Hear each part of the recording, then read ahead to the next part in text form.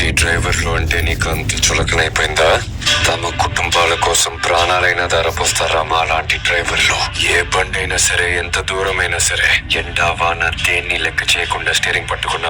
మేము భద్రాచలం నుంచి రిటర్న్ వెళ్తూ ఉన్నాము. అయితే ఇక్కడ టీ తాగడానికి ఆగాం అనమాట. ఇక్కడ బండి మీద ఈ బండి మీద ఒక డ్రైవర్ యొక్క లైఫ్ అనేది ఎలా ఉంటుంది అనేది ఇక్కడ ఉంది. అక్కడ అబ్బాయి కూడా ఉన్నారు. ఒకసారి చెప్తారా?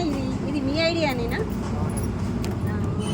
అంటే ఏంటి దీని సారాంశం ఏంటి? ఎందుకు ఇలా రాశారు చెప్పండి. చెప్పండి. ఈ అబ్బాయి ఐడియా అండి.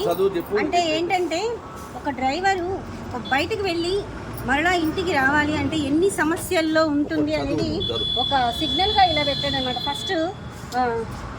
ఫస్ట్ నుంచి అనమాట ఆర్టీఓ దగ్గర పర్మిషన్ అవి ఉండాలి. అలాగే పోలీస్ దగ్గర ఏదైనా తీసుకెళ్తే వాళ్ళందరికీ కూడా సమాధానం చెప్పుకోవాలి. అలాగే బండి పాపం ఇన్స్టాల్మెంట్లో కొన్నారనుకోండి, దానికి ఈఎంఐ కట్టే టెన్షన్ ఉంటుంది.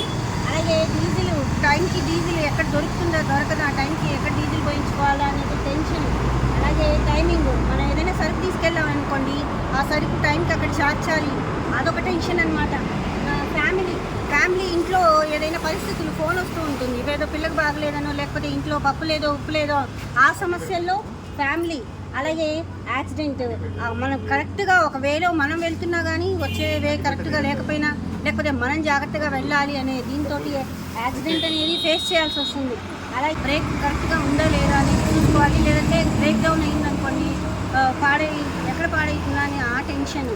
అలాగే బ్రేక్ డౌన్, ఇది ఇలాగా ప్రతిదీ కూడా ఇక్కడ చాలా చక్కగా రాశారు. ఇది చాలా బాగా నచ్చింది అనమాట. ఇదంతా ఒక డ్రైవర్ లైఫ్ ఎలా వెళ్తుందా అనే దానికి సూచకంగా పైనుంచి కింద దాకా మనకి ఒక సిగ్నల్ లాగా ఇచ్చున్నారు. చాలా బాగుంది కదండి. మీ పేరు? మహేష్ ఐడియా అండి. థ్యాంక్ యూ మహేష్, చాలా బాగుంది.